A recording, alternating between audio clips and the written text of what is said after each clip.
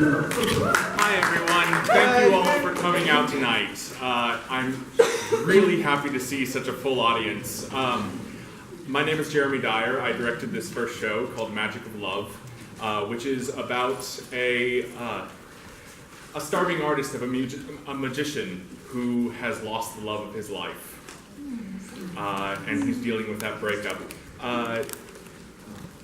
I want to give a special shout out to the author of the show, Michael Orkey, and also a big thank you to my entire cast, who really took it upon themselves to make this show their own. So I hope you all enjoy. Thank you.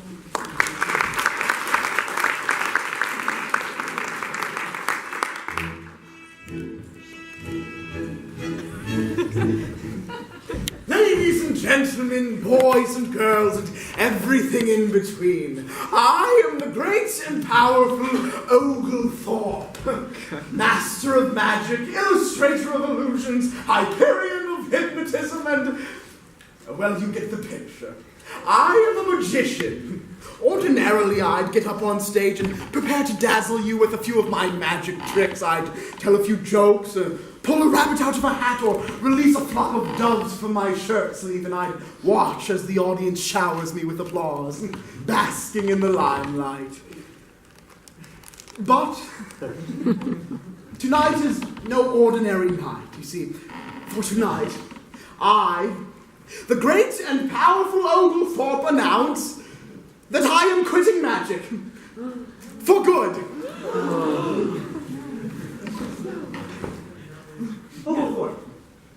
Oglethorpe, is that you? Oglethorpe, where have you been? I've been looking everywhere for you. I find that extremely hard to believe. I've been on this stage the whole time, and it's about as big as my cat's litter box. I couldn't find a place to hide here even if I wanted to. Hey, as your manager, I think you should know that we're lucky this isn't an actual litter box.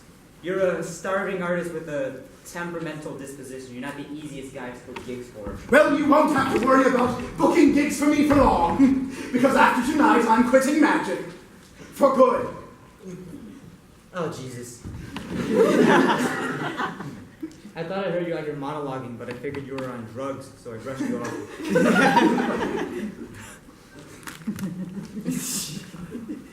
You're not on drugs right now, are you? No! I'm completely sober! That just makes things harder for me. What is it now? Laugh all you want, Jeff. It's all the same for people like you. Normal people. We call you normies for short. Normies. Is it normal? But for people like me, magicians who dedicate themselves to the art of magic, well, we're always striving to be our very best. But alas, how can one strive to be the master of illusions when the greatest illusionist of all is love? Did you just say, alas? I'm serious, Jeff. I can't get on stage and perform with a broken heart. Magic isn't like the blues, you know. You can't even pull a rabbit out of a hat if your heart's not into it. Watch. See? Useless! It's not even a rabbit! This isn't about Sarah, is it? You're still not over her? Sarah was more than my assistant, Jeff. She was the love of my life. I can't get on stage and perform without Sarah. Without her, there is no magic in the world. And he wonders why he doesn't get invited to parties. Regardless of how you feel about my emotions, Jeff, facts are facts. I can't get on stage and perform without an assistant, and I won't have an assistant if that assistant isn't Sarah. Haven't you ever heard the phrase, it takes two to tango? Well, I'm more of a ballroom dancer myself. But luckily, I thought you would say something like this, and I came prepared. Oh, Tammy! This is Tammy. I found her online. From now on, she will be your new assistant. Hi, I'm Tammy.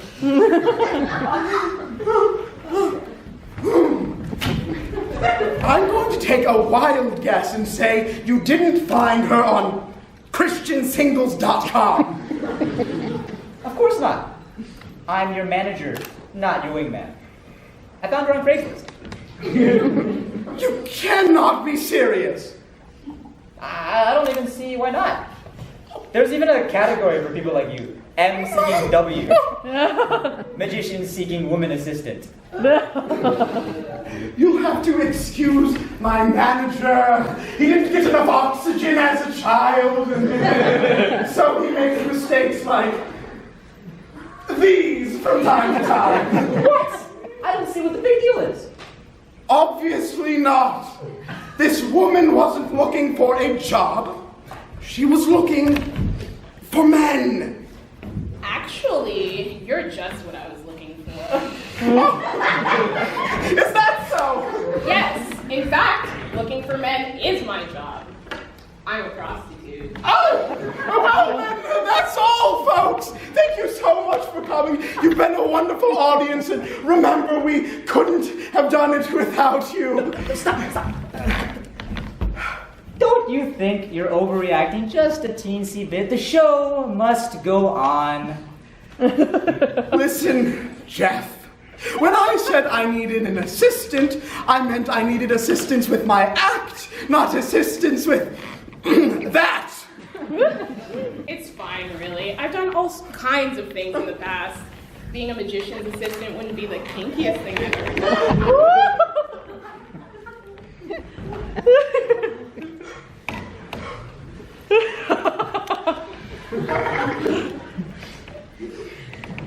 You're being too narrow-minded. Listen here, Jeff, if you must know, I don't have a problem with Tammy or the fact that she's a female prostitute who's into online marketing. Actually, I must commend you for that, staying with the times and all. But that's not the point. Finding a magician's assistant is like finding a dance partner. The only one I felt comfortable dancing with is Sarah. And now that she's gone, I feel as if I may never dance again. And I don't care if I'm being too narrow-minded. You see, finding love, or an assistant for that matter, isn't as easy as purchasing solicited services online.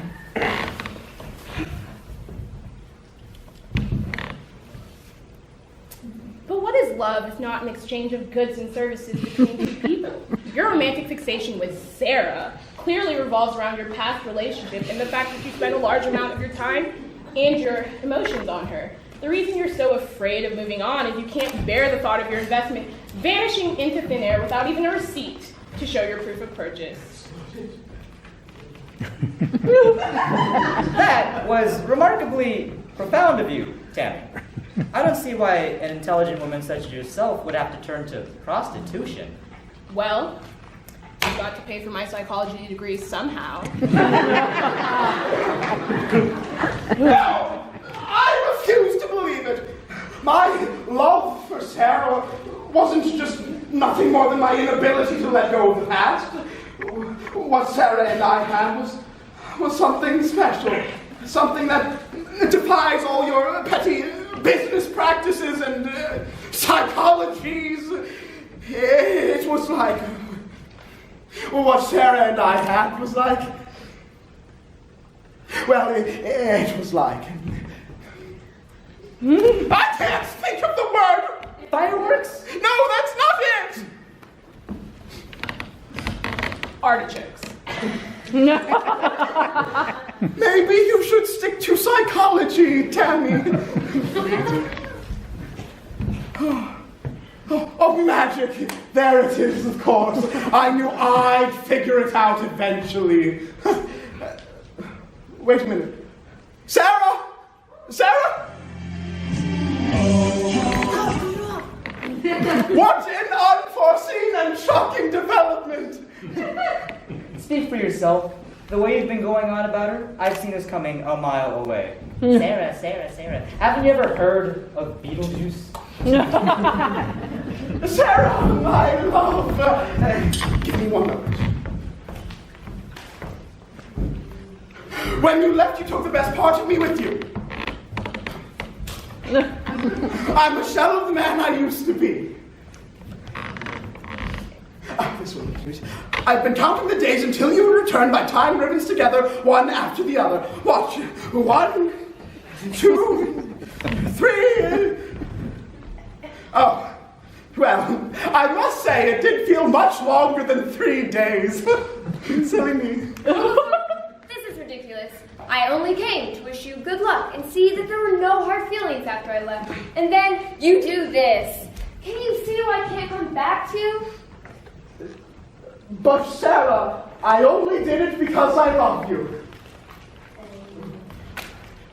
Remember all of those great times we had together on this stage? Remember when I used to lift you up for all the world to see?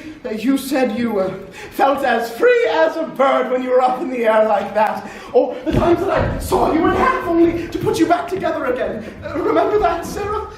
Remember? There's nothing more annoying than when a guy tries to tell you how you mean the world to him. And in verse, too.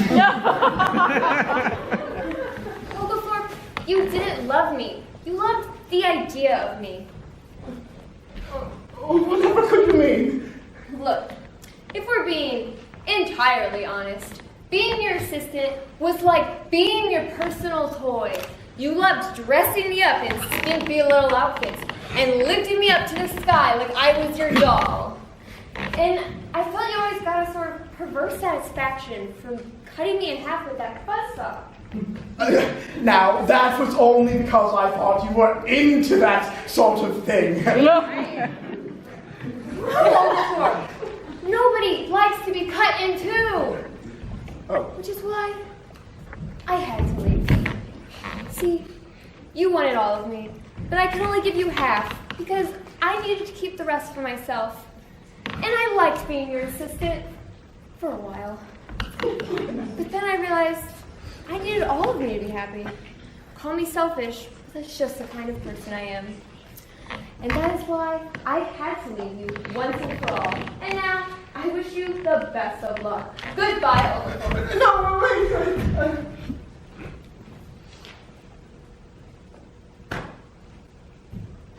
Everything she said was true. And now I'm convinced more than ever that there is no such thing as magic or love in this universe, or only selfish, incomplete people who try to make themselves whole by stealing their missing parts from other people. Come on. We all must move on from things like this. You know, the show must go on. Who cares about the show? Life without love is meaningless. I'm just a single dot floating around in a cold and uncaring universe. I don't see the point of going on anymore. Great. Just great. My Houdini thinks he's a Hamlet, and now I'm about to miss out on my paycheck because he's too depressed to perform.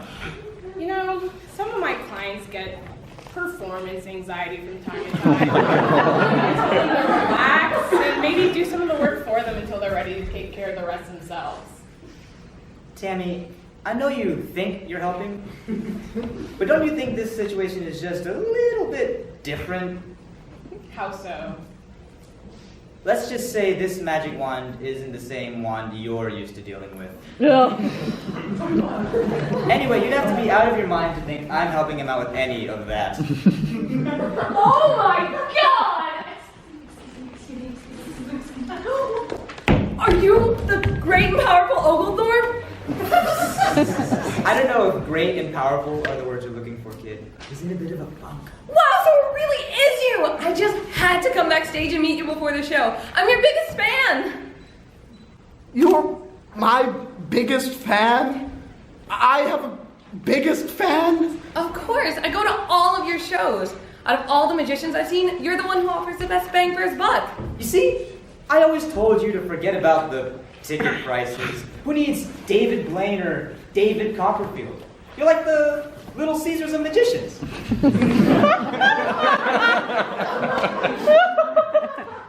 Listen, kid, I appreciate your enthusiasm. When I was young, like yourself, I always dreamed of being a magician. I mean, with a name like Oglethorpe, it's kind of hard to be taken seriously as anything else. But I'm not bitter about that. But look at me now. I'm all washed up. I don't believe in things like love or magic anymore. It's all just a bunch of sleight of hands and cheap parlor tricks. Well, I don't know about love, but I already knew all that. That your tricks were fake? You did? Well, yeah. I hate to break it to you, but most people don't believe in things like magic these days. But if that's the case, then why do it? Why come to every single one of my performances and sit in the front row if you already know it's just a bunch of smoke and mirrors? Because it doesn't matter to me if magic is real or fake. I only have to want to believe that it's being real. And that makes it fun. Oh. How could I have been so blind? I've been on stage for so long, I convinced myself that I, the great and powerful Oglethorpe, knew all there was to know about magic, but I could never see what it looked like from a front row seat. You see, the only way for things like love and magic to cease to exist in this universe, when a bitch like Sarah cuts your heart out, is if I stop believing in them. Well, I don't know about love or any of that, but does that mean you're going to perform after all? But of course, the show must go on. Gee, I wonder where I've heard that one before.